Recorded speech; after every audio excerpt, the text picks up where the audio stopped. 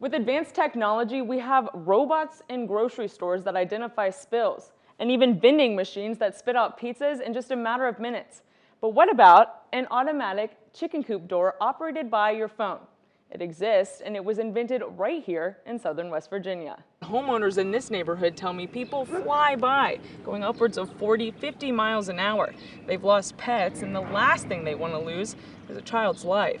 West Virginia Department of Transportation calls this stretch of construction on I-77 southbound from exit 9 to exit 1 a check off their to-do list.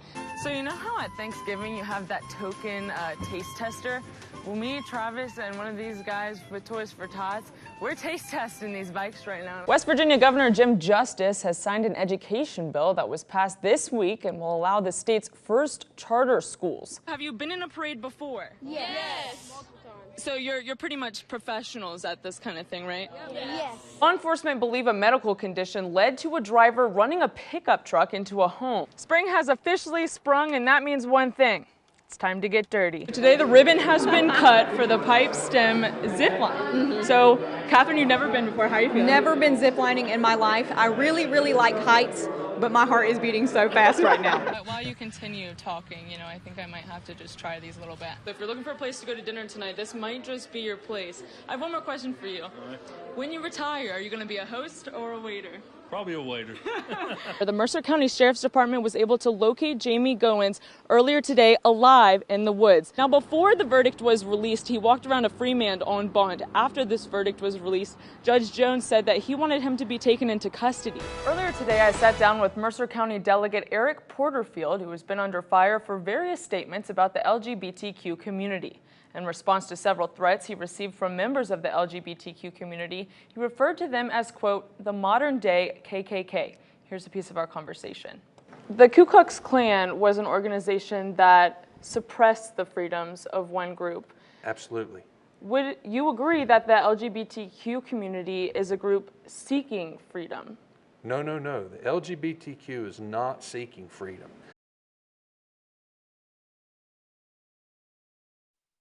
On June 23, 2016, Ronnie Scott's life was torn apart in an instant. A state of emergency as a band of severe thunderstorms pounded parts of West Virginia. That was the worstest day. And I hope we never see another day like that. As you can tell, there's a fire across the street there.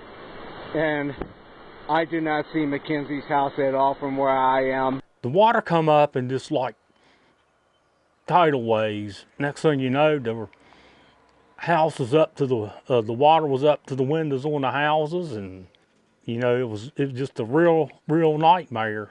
In a whirlwind of rising water and chaos, Ronnie's wife Belinda went back for the pets. She was in the attic when a natural gas leak caused the house to explode, throwing her into a nearby tree. My wife called me and told me about the gas and all that, and I told her I love her. 70% of Belinda's body was burned, and a few days later, she passed away. My wife's name was Belinda Gale Scott. Everybody called her B for her nickname. She was really just a special kind of lady. How does someone who lost everything pick up and move on? I didn't know there was so many kind and generous and loving people in this world. By turning disaster into something beautiful. This was the corner of my house went that way. My back porch was about right here. His dog Dancer beside him through it all. He says it's family that keeps him going. How many 63-year-old people do you know have a tea party with kids like that? For the community in White Sulphur Springs, the memory may always sting. It'll be, there's going to be a scar on this town from now on. For Ronnie, it's about focusing on the good things in life. I am pretty happy with the way my life has turned out. I've got more in my life than I ever thought about three years ago. This is Chris. He's the Tazewell County Sheriff's Office newest trained canine unit. His trainer and he spent 6 weeks of hardcore training before Chris graduated from the program and joined the Tazewell Sheriff's Office. When we got Chris, he was a completely green dog, which means that he had no training at all. So during the 6 weeks up there, they would tell me what to do, and I would actually teach it to him. So it was more like me training him and building a bond closer than what it would normally be. Harris said the bond is so close, if anyone else were to tell Chris what to do, he most likely would not obey. Chris learned a lot in training, like how to sniff out drugs, weapons, lost people, and of course, bad guys. He's different from other dogs because in his mind, any time that he gets out, he's doing something for a purpose. One skill the canine unit learned together is called article find. This is when Chris sniffs out items like weapons by following a human scent. The article find simulates, say, an armed robbery suspect that we get into a chase with.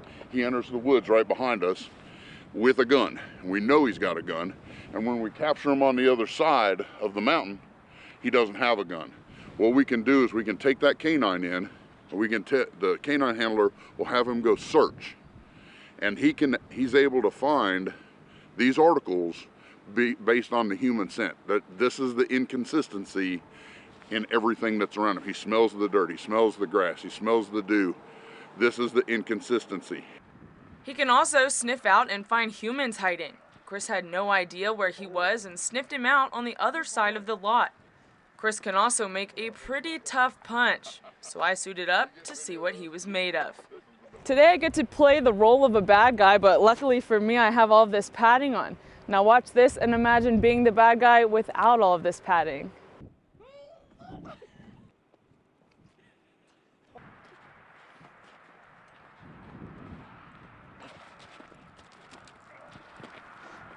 Chris is a valuable tool for the sheriff's office because he can offer assistance in the way that humans can't, whether it's his sense of smell, his ability to chase you down, or his bite. I think he thinks he killed me. Just kidding. I'm here to jump off the New River Bridge. We've all heard that phrase. If everyone jumped off a bridge, would you jump off it too? In Fayetteville today, some adrenaline seekers got the chance to do just that at Bridge Day. For some, it was a new experience. This is my first base jump. For others, it was an experience they'd rather watch. Do you think that someday you would come and like jump off? Definitely not. No. Definitely not? No. Rain or shine, Bridge Day takes place on the third Saturday of October each year. It's always great. It's always rewarding. I've been doing Bridge Day for 21 years, and it's always interesting to see people come out no matter what the weather, and we always are here to welcome them. Bridge Day is the most visited single-day event in the state of West Virginia, and the rainy, dreary weather didn't hold people back from coming out to see it. In addition to the jumpers, hundreds of vendors set up shop in the middle of what would normally be Route 19. The event lasted from 7 in the morning to 3 in the afternoon. Next year will be the 40th anniversary of Bridge Day, and planning will begin tomorrow. Here for you in Fayetteville, I'm Rachel Anderson, WVVA News. See that last shot right there? This is my first Bridge Day, and I have to say it was so much fun. Like, what was your favorite part of Bridge Day while you were there? Just watching them jump. You know, I was just watching with everyone else, and it was amazing. Like, yeah, that gives me a little anxiety seeing that guy just like run off the edge. I have to do it. I have to do it at some point before I leave. That's going to be me because it was amazing. I loved every second. Okay, well, you let me know when you. You can come with me, okay? You can like walk me through it. It'll be great. No. I will be standing on the side. All right. For a community in ANAWALT, today was a day with water. Today's the first day I've had water in 3 days. Last week I had water 2 days. And you see how much water I have. I can't take a bath. I can't flush my toilet. I sure can't drink it. I wouldn't dare drink it. The water is pumped by O'Toole Water Association. The system is failing. You want to smell it? Usually turns one black, but you can see dirt rolling around. So you can see the dirt trying to go to the bottom now. The pump's operators declined to be interviewed, but they say their technology isn't advanced enough to isolate only those who don't pay their bill. So when one person in this community fails to pay, water is cut off for everyone. As a replacement, they collect water running off the side of the mountain. Would you say that the water from that is cleaner than the water coming out of the faucet? Mm-hmm. Well, at least 100%. That we go get and carry home. It's clean. It's a clean whole lot water. cleaner. Their only other option is county water. If you do get hooked up with them, the only thing they do, they'll put the meter in your yard, and you got to pay for the meter and stuff. And then you got to put the pipes and stuff from the meter into your house, your own self. We don't have the money to pay them PSD at all. We're poor. We can't do it. Now, I know I can't pay it. I can't pay it. I can't pay it. Tomorrow, the water could be off again. After that is anyone's guess. I don't have the money to buy it. I'm on a fixed income. I barely make it as it is. Barely. Here for you in ANAWALT, Rachel Anderson, WVVA News.